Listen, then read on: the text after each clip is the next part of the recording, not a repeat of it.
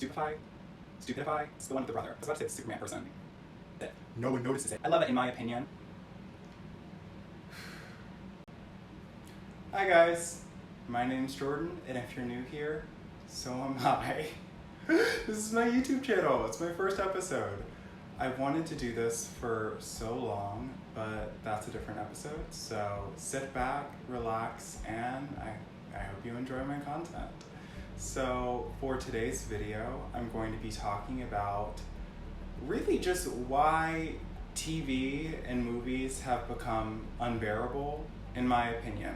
Let's start off, matter of fact, this is an opinion channel.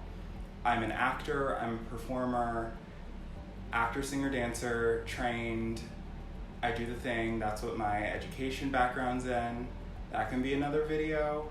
And coincidentally, I think it's really fun that, well, let me not say fun, because I was gonna mention the writer's strike and, you know, going hand in hand, the actor strike that's going on, which is not fun. It's really just people advocating for what they deserve, especially as like streaming has become the new cable. Cable still exists, and like the economy is what it is.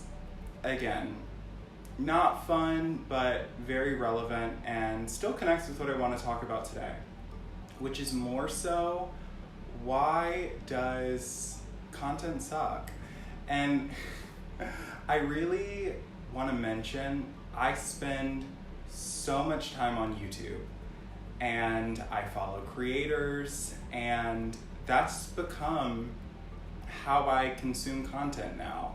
And that's information, that's news, and that's fun things like opinions or, you know, critique, which is just as entertaining at times. But what I want to bring to the table is really this larger point where these networks and these streaming companies believe that we are going to not realize that the quality that we're receiving in terms of movies and TV shows is decreasing, and that we'll just be okay with it. And one thing that I've had to realize as well, which is more of a lifelong struggle now, you know, I went to college for performing, musical theater, dance performance. When you're involved in the industry, your eye for things is always just going to be more fine-tuned. It's going to be sharpened. Your expectation is always going to be higher. And if you're not involved and you just get to appreciate something, you know, that's a little different. And so maybe you won't be aware when you're being deprived of something. At least that's my opinion of it, because they have an incentive. The large companies, you know, whether it's companies that make movies like Warner Brothers or a Netflix, a Hulu, they benefit from us not thinking that the content we're consuming is low grade, low quality, on top of the fact that they're not paying people, which we know, but that's a different discussion, you know? So really, I just wanted to make a video and address it, because one thing that I've come to realize and really embolden in my life is knowing that if I'm attuned to something, if I'm feeling something, if I'm realizing something in a larger scheme, you know, there's all of these patterns that go on in our world. And of course, I'm speaking from an African-American perspective, but we're all in it together. We're all human beings, and outside of that, we're all doing the thing. And so at the end of the day, if you want to relax and have something to kick back and relieve some of that stress, and that's a TV show, a movie, something like that, the least we can expect is that it's going to be good. I'm not asking too much, but when you see what they're doing to writers, you know, referencing back to the writer's strike and the actor's strike, you know, I'm not surprised. And then the development of AI, which, you know, I have mixed feelings about, because I think it's an amazing tool that will revolutionize our future and has so many applications in multiple industries, disciplines, and can be an amazing aid in the creative process as well. It's not, how do I say, like, artificial food will never replace real food, at least in my opinion. I more so view it as an option, or the way I view vegan food, really, you know, in terms of my dietary preferences. I'm gluten intolerant, but in regards to vegan food, what I do have, or even had prior to when I had that realization, that was 2 plus years ago, really. But it's an option, it's an addition, you know.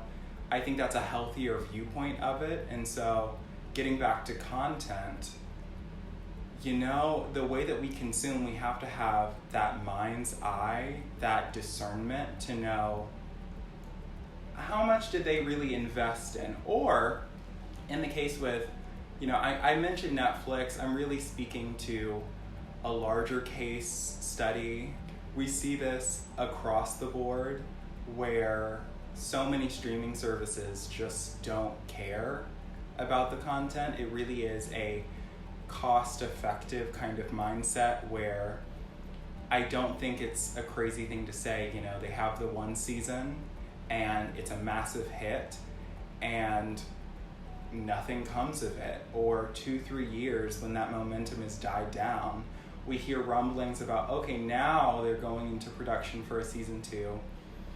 I just think that's unacceptable from a consumer standpoint. I do. I'm gonna stand on my soapbox, on my mountaintop, and on my YouTube video and say we deserve better. And I really have the mindset where we have to empower ourselves and understand what we hold as consumers. And that is purchasing power with our views. And I'm gonna make another video about basically what's happening with the economy because it's ridiculous. But in that same vein, that level of discernment with choice is at least what's going to move us out of the direct effects in our day-to-day, because it's going to be this overhanging thing that we have to move through like a storm. But in regards to the day-to-day and staying hopeful or vigilant, the only way to combat that really is conscious thinking and conscious choice. Deciding and evaluating why you like what you like and how that manifests in what you're going to consume. Because overall, when everything is decreasing in value, the bigger companies, the big guys, their expectation is that over time, they will stupidify,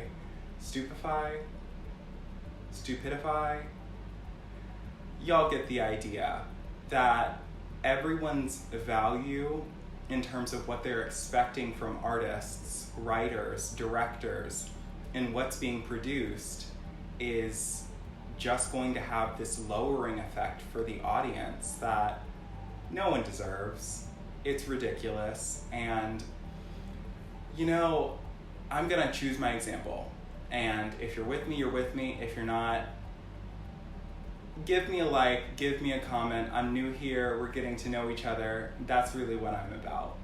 But I mentioned The Witcher and how it has this rich lore with books and the video games, and the complaints about it and the gaslighting I see in press, at least, with what's wrong with that series. And now they're replacing the main actor, which is fine, you know. Godspeed. I hope that, I think it's Liam Hemsworth, yes, the one with the brother. You know, he's gonna be the new Henry Cavill. I was about to say the Superman person, but like, y'all get it. He was also in like a spy movie recently that wasn't Mission Impossible or James Bond, I believe, maybe. All the thoughts. You understand where I'm going with this. But when I watch The Witcher, I have a deep appreciation for what Henry Cavill brought to that role because, you know, as an actor, there's what's on the page. And then the acting can really be enhanced where there's the subtext or what you're breathing into it with what's not being said from your choices as an actor, how you're embodying that character. And really, it's interesting because I really think The Witcher needed more of a Game of Thrones treatment, and that's what the fans were looking for as well, because that lore does exist.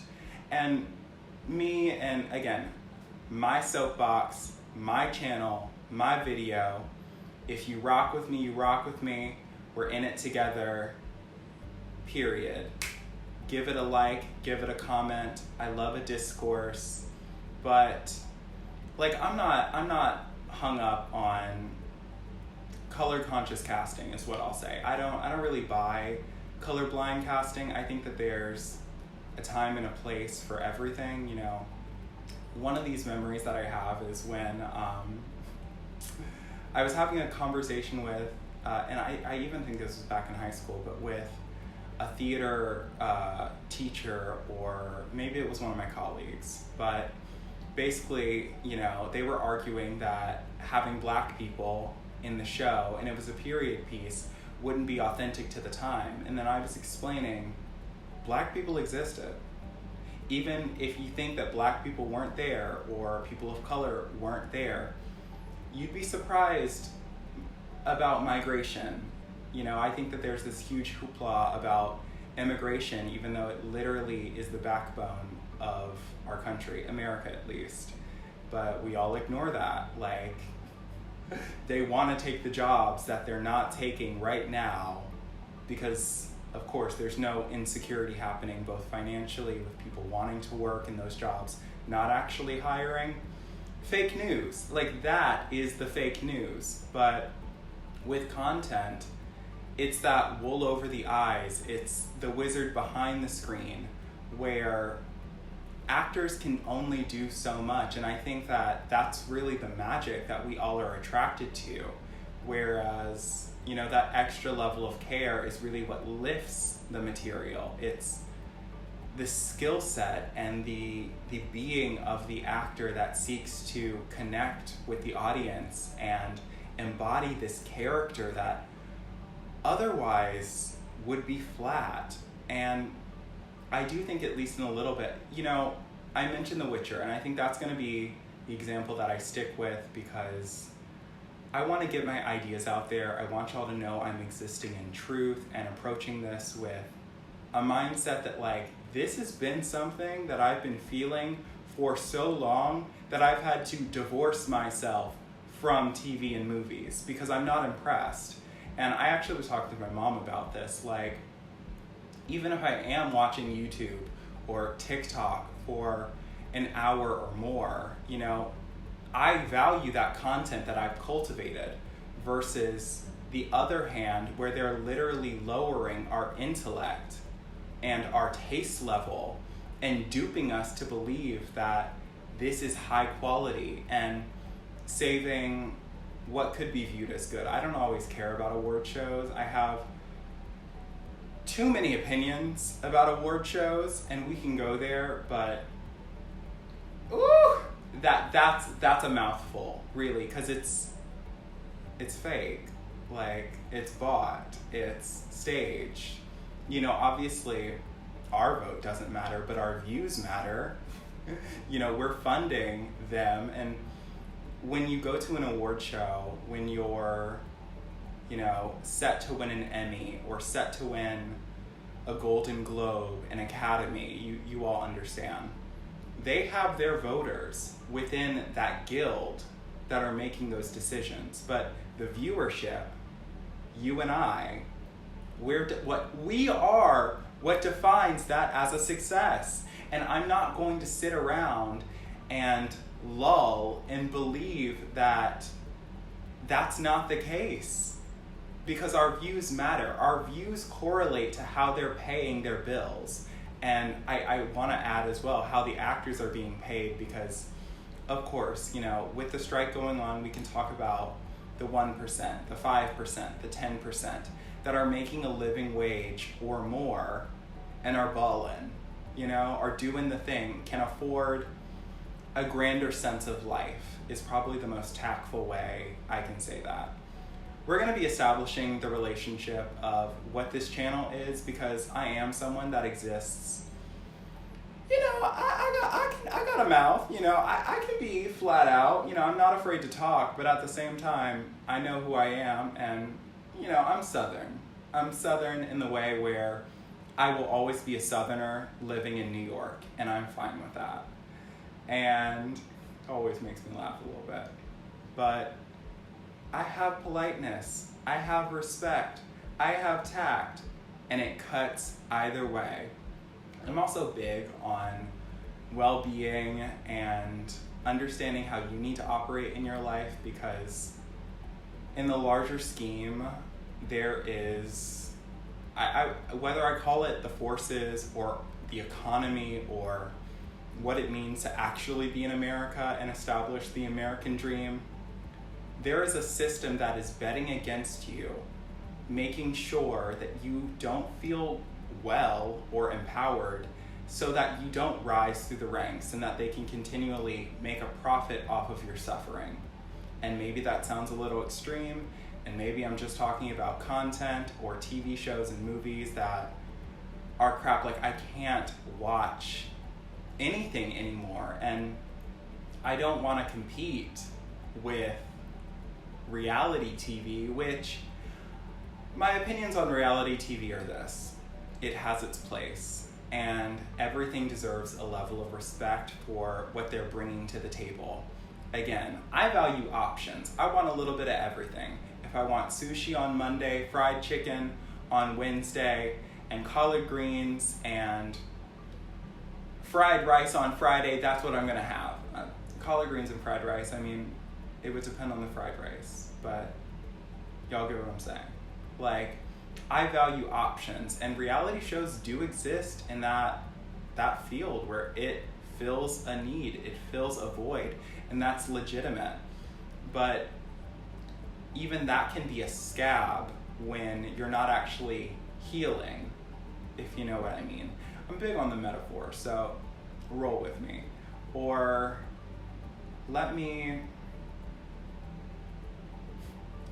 reality TV is pure escapism, whereas TV shows or movies transport you to a different level of fantasy, where you're establishing a relationship and going on a journey with a character or characters, and experiencing within yourself as well their journey, what they're going through, the ups and downs, the trials and tribulations. That's what we go to cinema for. Heck, that's why I think, you know, and especially I want to reference, and again, I've got so many videos and I'm excited for this channel, but theater, live theater. Pre-COVID, there was this resurgence of theater where it was necessary and it was thriving, and there was this cultural conversation about where performing arts lived, and we had this need for it, and that's what I'm missing. New works is really what I'm saying. You know, where's the creativity? Where's the inventiveness? It's not happening. And if you don't address it and if you don't say it out loud, they're profiting off of no one talking about it. They're profiting off of the belief that no one notices it. No one notices it. We all see it, and I'm tired of it. I can't do it anymore. And again, I'm happy TikTok is here. I'm happy that, you know, I've always been a little bit of a YouTube head. I've always wanted a YouTube channel, and so this is my time. I'm committing. I'm doing the thing. But it's gonna be rants. It's gonna be my feelings. It's gonna be splattered conversation, because I want it raw, and I think that's what audiences need. I think radical honesty is what's going to move us forward out of the conversation of people trying to control everyone's lives, because it's a vocal minority versus an educated majority, or a majority that has that country folk sense or street sense, common sense. It's just what it is, because we see the wizard, the wool is not over our eyes, and when we're all dumbing down the experiences that we see on screen, you know, there's a lesson that has to come with storytelling. And that's really what it all is. That's the arts, no matter the medium, in my opinion. I love it in my opinion because when people want to disagree with you and they want to disagree just to disagree, or they want to stand on their high horse, they want to stand on their soapbox,